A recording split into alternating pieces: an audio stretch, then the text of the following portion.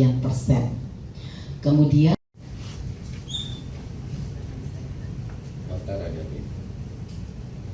koordinasi antara Kementerian Pemberdayaan Perempuan dan Negara Kesatuan Republik Indonesia. Kegiatan rapat koordinasi kepala daerah di Kaltara dan kabupaten kota bersama Menteri PPPA RI Arifah Fauzi di Swissbell Hotel Tarakan pada Jumat 9 Januari 2026.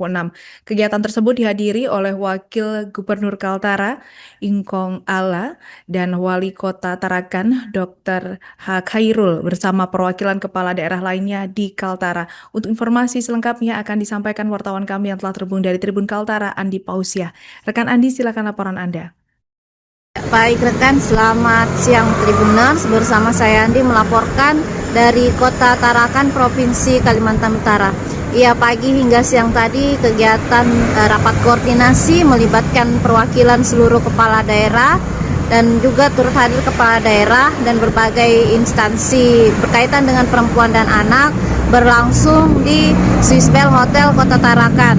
Kegiatan rapat koordinasi ini menghadirkan langsung Ibu Menteri PPPA RI, Menteri Pemberdayaan Perempuan dan Anak, yaitu Ibu Arifah Fauzi.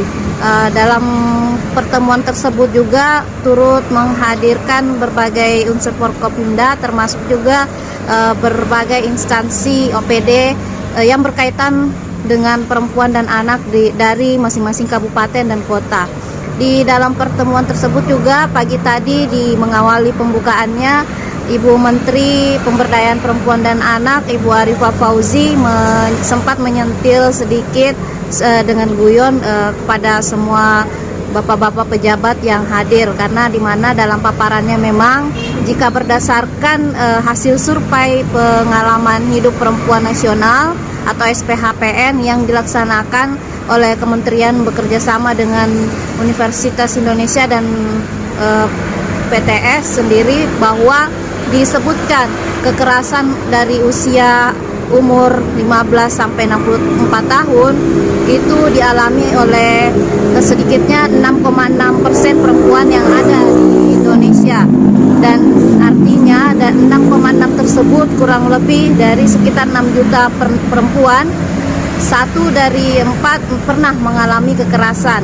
Namun dibandingkan dengan laki-laki di sini tidak disebutkan datanya, sehingga itulah yang disentil oleh Ibu sebagai bahan guyon mengawali pagi paparan rakor pagi tadi. Lalu kemudian selain untuk perempuan, ada juga untuk remaja dan anak. Remaja anak di sini disebutkan bahwa hasil survei pengalaman hidup anak dan remaja nasional atau SPHRN, angkanya juga cukup memprihatinkan, di mana disebutkan 1 dari 2 anak pernah setidaknya mengalami kekerasan, baik itu fisik, emosional, dan kekerasan seksual sepanjang hidupnya. Sehingga ia menyatakan bahwa angka ini memang cukup bervariatif. Lalu kemudian dalam rakor ini sendiri, ia menyampaikan bahwa ini adalah komitmen dari seluruh pemangku kepentingan untuk dalam hal mengawali dan melakukan perlindungan terhadap anak. Kemudian dalam hal ini juga ia menyampaikan bahwa memang dalam catatannya sendiri masih tinggi angka kekerasan yang terjadi kepada perempuan dan anak, dan ia menyampaikan bahwa untuk analisa yang dilakukan oleh pihaknya berdasarkan laporan yang masuk dari berbagai wilayah provinsi yang ada di Indonesia, bahwa memang penyebabnya diantaranya pertama adalah karena faktor ekonomi, lalu kemudian yang kedua adalah pola asuh dalam keluarga, kemudian yang ketiga adalah faktor pengaruh dari media sosial, keempat adalah faktor lingkungan, dan yang kelima adalah faktor pernikahan dini kepada anak. Sehingga dalam hal ini penguatan keluarga masih harus tetap dilaksanakan, masuk juga dalam hal menanggulangi hal-hal yang tidak diinginkan.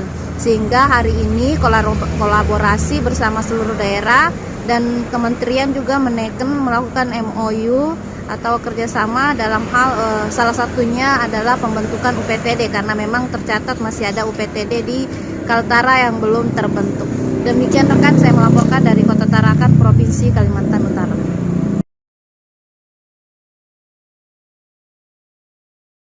Pusat dengan pemerintah daerah bisa mewujudkan apa yang tercantum dalam Asta Cita.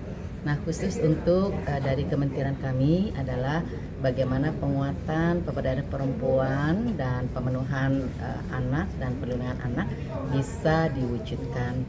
Jadi harus ada kolaborasi lebih erat lagi, bagaimana masing-masing pemerintah daerah melakukan hal-hal yang menjadi indikator dari keberhasilan pembangunan. Jadi IK, GIP, GIK dan lain sebagainya ini menjadi pondasi dalam pembangunan yang akan dicapai di tiap pemerintah di provinsi maupun kabupaten kota. Yang menjadi catatan kami adalah masih tingginya angka kekerasan terhadap perempuan dan anak. Jadi kalau dari analisa yang kami lakukan, faktor penyebabnya adalah yang pertama ekonomi, yang kedua adalah pola asuh dalam keluarga, yang ketiga adalah faktor pengaruh dari media sosial, yang keempat adalah faktor lingkungan, dan yang kelima adalah pernikahan usia anak. Tetapi inti dari semua ini adalah bagaimana penguatan dalam keluarga untuk bisa menanggulangi hal-hal yang tidak kita inginkan ini.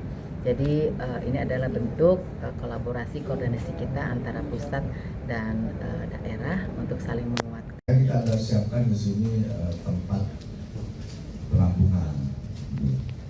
Kalau kami sih lebih banyak melihat juga ini kadang-kadang transit dari daerah lain juga banyak. Itu ya anak terlantar, terus perempuan yang terlantar. Beberapa yang itu kita siapkan penampungan yang namanya sedungan. Sedungan ini untuk menampung tadi yang korban kekerasan maupun juga yang ditelantarkan. Nah, kalau kami lihat datanya, memang yang melapor ke Simponi yang disampaikan tadi itu, yang ke Simponi kalau kita 2025-nya ada 79, tetapi ada juga yang masuk ke tadi yang ke konsep kita, termasuk juga ke sedungan tadi yang kita tampung di sedungan itu. Ya, sedungan 3 ada 46 kasus ya, kita. Dan ini saya kira saya terima kasih ke Pak Kapolres dan jajarannya yang luar biasa bahwa setiap tindakan untuk kekerasan perempuan dan anak ini kita selesaikan bersama-sama dengan tim. Nah, tadi disampaikan memang Tarakan ini saya juga sudah ketemu dengan stafnya Ibu. Download Tribun X sekarang, menghadirkan lokal menjadi Indonesia.